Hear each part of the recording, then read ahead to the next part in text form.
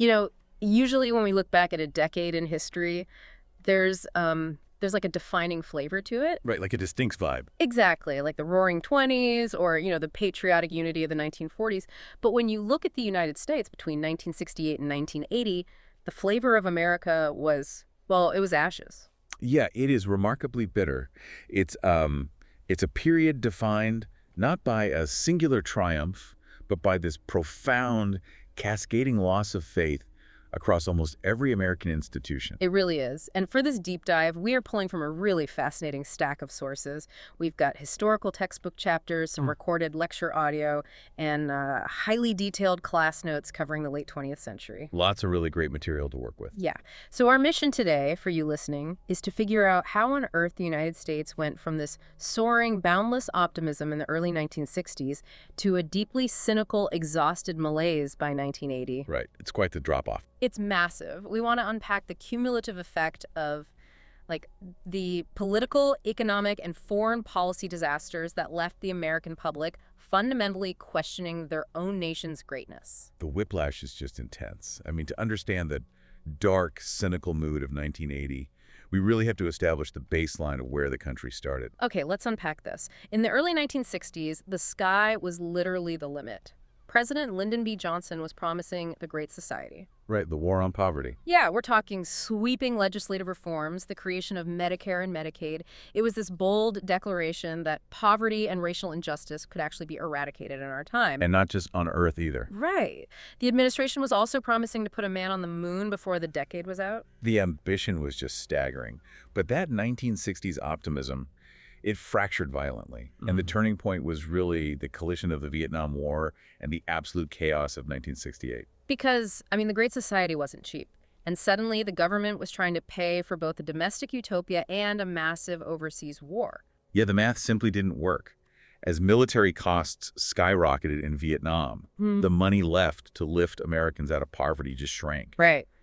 You cannot simultaneously fund a massive escalating overseas war and build a social utopia at home. Something has to give. And it wasn't just the financial costs tearing the country apart, right? It was the human costs, specifically the mechanics of how we were choosing who went to fight. Oh, the draft. Yeah. The military draft created an unbelievable amount of anxiety. Just picture the reality of that for a second. You've got young men sitting in their living rooms, staring at their televisions, watching government officials pull blue plastic capsules out of a glass bowl. It's so surreal to think about now. It really is. Inside each capsule was a date, creating this lottery draw 366 days just to see if your birthday was called. It's honestly like an agonizing, high-stakes game of reverse bingo, where winning means being sent into a deadly jungle. Wow. Yeah, that's exactly what it was. But what made it so combustible wasn't merely the fear of the jungle. It was the blatant structural inequality of the draft system itself. I always hear that, if you had money, you could find a way out. But how did that actually work in practice? It wasn't like you could just write a check to the government and buy your way out of deployment. Well, no, not directly. But functionally, that was the exact outcome. Because the Selective Service system allowed for various legal deferments. Okay. And the most common one was the college deferment. So if your family could afford to send you to a university, you were temporarily exempt from the draft. Wow. Yeah. Or, if you had the right social connections, you could get an affluent, friendly doctor to write you a medical note for some minor or even exaggerated condition. Things like flat feet or mild asthma. Right, which meant the system structurally favored the wealthy and the connected. Exactly. That left the poor, the working class, and minority groups to disproportionately shoulder the burden of the actual fighting. It's the literal translation of the Creedence Clearwater Revival protest anthem, Fortunate Son. They weren't the senator's sons, so they were the ones being handed rifles. So how did this blatantly unequal draft system act as the spark that ignited the broader youth revolt and groups like the Students for a Democratic Society? Well, if we connect this to the bigger picture, that systemic inequality in the draft completely shattered the youth's faith in American fairness. Makes sense. You have an entire generation realizing they could be sent to die in a quagmire for a foreign policy they didn't fully understand. And meanwhile, at home, civil rights progress was stalling. Right. That realization fueled a massive, organized counterculture movement. Students began taking over administration building. And burning things down, right? Yeah, they're burning down ROTC buildings. Those were the Reserve Officers Training Corps facilities on campuses, essentially the physical footprint of the military at the universities. God. And then we hit 1968, and the thread holding everything together just snaps. In January, you have the Tet Offensive. Right. And up until that point, you have to remember, the government had been telling the public that the enemy was severely weakened, that victory in Vietnam was literally just around the corner. Which wasn't true. Not at all. Then suddenly, Americans are watching North Vietnamese and Viet Cong forces launch these massive, highly coordinated attacks across over 100 cities and outposts in South Vietnam. They even temporarily breached the U.S. Embassy in Saigon. And the American public is watching this on the nightly television news. It was unvarnished, graphic footage. I mean, it definitively proved the government was fundamentally lying about the state of the war. Oh, absolutely. The psychological impact of Tet cannot be overstated. It was the moment the credibility gap between what the government said and what the public saw became completely unbridgeable. Wow. And then in March, recognizing this massive political fallout, President Johnson shocks the world by dropping out of the presidential race. Which is wild. Then the democratic ideals of the decade are literally gunned down. Martin Luther King Jr. is assassinated in April. Robert F. Kennedy is assassinated in June.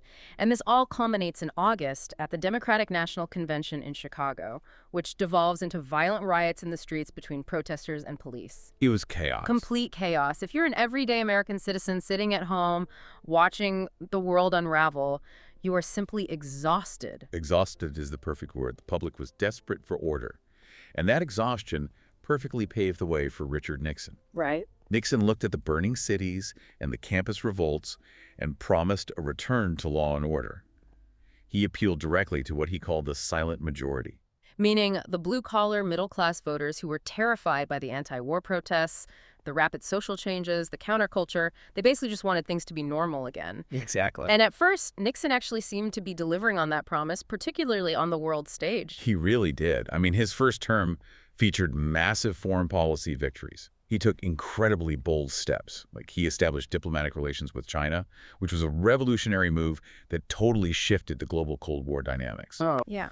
He also pushed a policy of détente, which is relaxing of tensions with the Soviet Union. Right, which led to the treaties. Yes, the SALT agreements, the strategic arms limitation talks, which actually capped the number of nuclear missiles each superpower could possess. And he even begins pulling American troops out of Vietnam. So I genuinely struggle to understand Nixon here because he wins the 1972 election in an absolute historic landslide. He did. He didn't even need to cheat to win. He has China. He has détente. Why on earth would he risk his entire legacy for a third-rate burglary? It's like a sports team that is already up by 50 points in the fourth quarter deciding they still need to deflate the footballs just to be safe. I mean, why risk it all when you've already won? It's a great question, and paranoia is the exact operative word here. You really have to trace it back to the trauma of the Vietnam era. Oh, interesting. Nixon came into office watching leaks like the Pentagon Papers destroy his predecessors and threaten his own administration. He developed an intense siege mentality. Oh, okay, that makes sense. So he formed a group, tragically and kind of hilariously named Creep the Committee, to re-elect the president. And their mandate wasn't just to win, it was to annihilate political opposition and stop leaks at all costs. So in June 1972, 5 men are arrested breaking into the Democratic National Headquarters at the Watergate office complex. And their goal was to wiretap the phones and steal documents. Right. But the crucial mechanism to understand about Watergate is that the break-in itself was not what brought down the presidency. It was the cover-up. Exactly. Because of his inherent paranoia, when the burglars were caught, instead of letting them take the fall, Nixon used the immense power of the presidency to obstruct justice. He directed the CIA to tell the FBI to halt their investigation into the burglary, claiming it was a national security issue. And when people within his own government wouldn't play ball, he fired them. That was the infamous Saturday Night Massacre, right? Yeah. The special prosecutor demanded materials, so Nixon ordered his attorney general to fire the prosecutor. The attorney general refused and resigned. The deputy attorney general refused and resigned. Yeah. Nixon just kept going down the line until he found a Justice Department official willing to execute his orders. Meanwhile, a Senate committee discovered that Nixon had a voice-activated recording system installed in the Oval Office. He had literally been taping all of his own conversations. Which was his ultimate undoing. Right. When the special prosecutor subpoenaed those tapes, Nixon refused, claiming executive privilege. And when he finally handed over edited transcripts and eventually the physical tapes, investigators found a mysterious, highly suspicious 18-minute gap on a crucial recording made just days after the break-in. Yeah, and the administration actually tried to blame that gap on Nixon's secretary. Oh, come on. They did. They claimed she accidentally hit the wrong foot pedal while transcribing and erased the tape. But mechanically, that was proven to be almost physically impossible unless she was a literal contortionist. Right. Eventually, the Supreme Court unanimously ordered the release of the unedited tapes. And there it was, the smoking gun. The audio proved Nixon had directed the cover-up almost immediately after the break-in. Unbelievable. Facing absolute certain impeachment by both Republicans and Democrats, he resigned in August 1974. What's fascinating here is the psychological impact this had on the country. I mean, for a decade, the youth counterculture had been screaming in the streets that the government was lying to them, that the institutions were fundamentally corrupt. And they were right. Watergate validated all of that cynicism. The Suffix Gate was born, attached to every scandal since, and the baseline level of trust between the American citizen and their government was permanently broken. Which brings us to a devastating turning point. The trust in government is gone. The myth of military invincibility is shattered. The one thing, literally the only thing that could have kept the country's spirits up at this point was a booming economy. Yeah, people are prospering financially. They will tolerate a massive amount of political mess. But the bills for the 1960s were finally coming due. And the 1970s brought an unprecedented financial nightmare. A nightmare that economists at the time literally did not know how to solve. The era of stagflation had arrived. Stagflation? I mean, how does a government even attempt to fix stagflation? It sounds like trying to put out a grease fire with a bucket of water. I mean, fixing the inflation part makes the unemployment part explode and vice versa, right? Exactly. It's this toxic combination of high inflation caused by pumping massive amounts of money into the economy for the Great Society and Vietnam happening right alongside high unemployment. Which broke all the rules. Right. It completely defied traditional Keynesian economic theory. Keynesian theory dictated that those two forces act inversely. Okay. So if unemployment was high, the government should pump money into the economy to stimulate job growth with the assumption that inflation would remain relatively stable. But that's not what happened. No. With stagflation, if you stimulate the economy to create jobs, the inflation explodes. If you try to fix the inflation part by slowing down the economy, the unemployment part explodes. So what was the actual mechanism to break that cycle? Well, the Federal Reserve ultimately had to take draconian measures. They imposed brutally high interest rates, sometimes reaching up to 18%. 18%? That's insane. It is. The mechanism here is that by making the cost of borrowing money impossibly high, businesses stop expanding, people stop buying homes, and consumer spending just halts. It intentionally choked off the economy entirely just to wring the inflation out of the system. Imagine checking your banking app today and seeing an 18% interest rate on a standard mortgage. It would paralyze your entire life. And all this was happening alongside a massive wave of deindustrialization, too. Yeah, that's the other piece of the puzzle. After World War II, America was the only major global economy left intact. But by the 1970s, countries like Japan and West Germany had completely rebuilt their industrial bases from scratch with modern technology. So they were more efficient. Right. They were producing highly competitive, cheaper goods. American manufacturing just couldn't keep up. Factories closed, and industrial jobs began moving overseas where labor was cheaper, which hollowed out entire American cities and created what we now call the Rust Belt. And as if the factory closures weren't enough, all this economic vulnerability was violently exposed by the energy crisis. Oh, yeah. In the early 1970s, a crucial threshold was crossed. U.S. oil demand actually exceeded domestic production for the first time. Meaning we needed outside help. Exactly. The nation became heavily reliant on foreign oil. And then in 1973, the United States supported Israel during the Yom Kippur War. And there was payback for that. Yep. In retaliation, OPEC, which is the Organization of Arab Petroleum Exporting Countries, placed a strict oil embargo on the U.S. and other nations supporting Israel. And the mechanism of that embargo caused absolute panic. They literally just cut off the supply. Gas prices skyrocketed, jumping from 38 cents a gallon to 55 cents almost overnight, and eventually climbing much higher over the decade. The physical reality of this for the American consumer was staggering. Just imagine your town instituting a color-coded flag system, just to let you know if you can buy fuel to get to work. Right. A green flag meant a station had gas. A red flag meant they were out. Stations were forced to close on Sundays. The federal government even instituted a new national speed limit of 55 miles per hour purely to conserve fuel. Just think about the psychological blow here. You are talking about a nation that just put a man on the moon, right? A nation built on the mythology of the open road, the massive interstate highway system, endless abundance. Oh, absolutely. And now they're shivering in the cold because they've been told to turn down their home thermostats, and they are sitting in their giant, heavy, gas-guzzling steel cars waiting in lines for 3 hours just to buy 10 gallons of fuel. It was a visceral, daily reminder of American vulnerability. So, battered by Vietnam, betrayed by Watergate, and freezing in gas lines, the voters go to the polls in 1976. And they turn to a man who represents the exact opposite of Richard Nixon. Jimmy Carter. Jimmy Carter. Carter was a peanut farmer from Georgia, a former governor, but most importantly, he was a Washington outsider. He hadn't been tainted by the federal government's failures. Yeah, and his famous campaign promise was, "I will never lie to you." Wow. It's almost heartbreaking to hear how badly the public needed that basic assurance, A traumatized electorate wanted decency, and Carter, who was a deeply religious, moral man, promised just that. And he did achieve a monumental foreign policy triumph by winning the Nobel Peace Prize for brokering the Camp David Accords. Right. He got the leaders of Israel and Egypt to sit down and establish a lasting peace treaty. He did. However, decency and foreign policy treaties do not fix a broken domestic economy. Carter couldn't break the persistent grip of stagflation.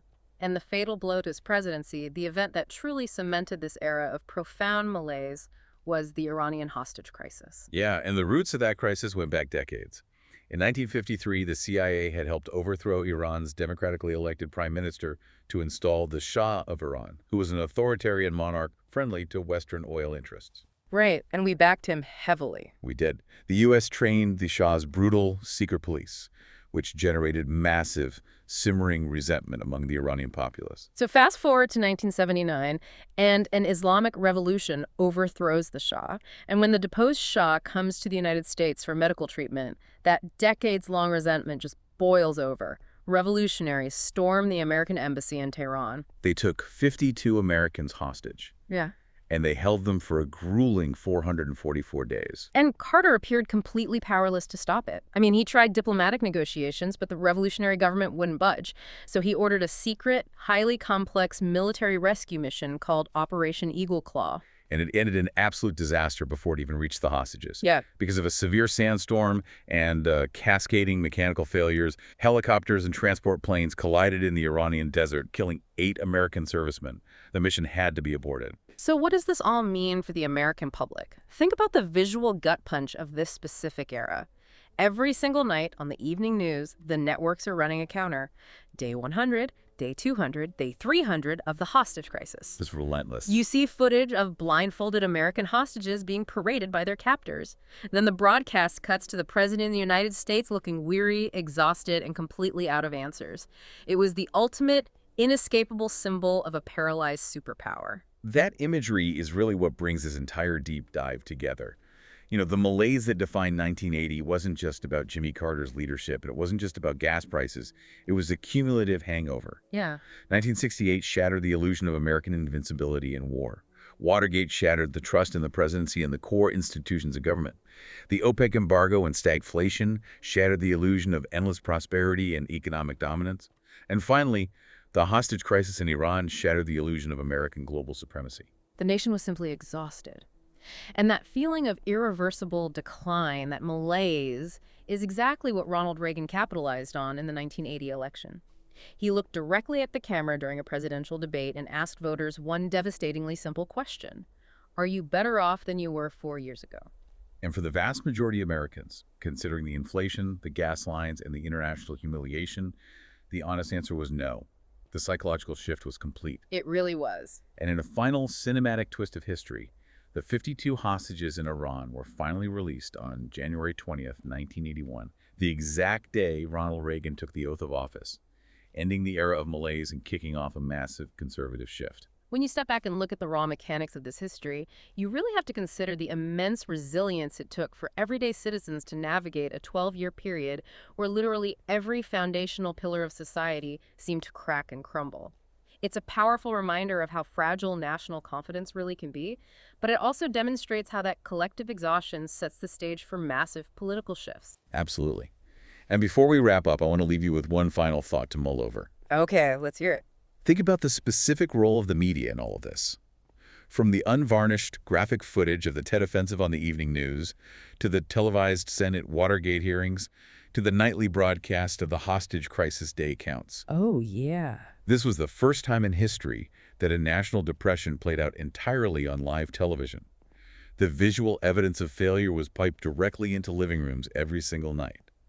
It makes you wonder, how does the media we consume today silently shape our own perceptions of whether our society is in an era of progress or an era of malaise? That is such a fascinating question to leave off on. We hope this deep dive gave you some new context on a really complex era and maybe a little appreciation for making it through the tough decades. Thanks for listening, and we'll see you next time.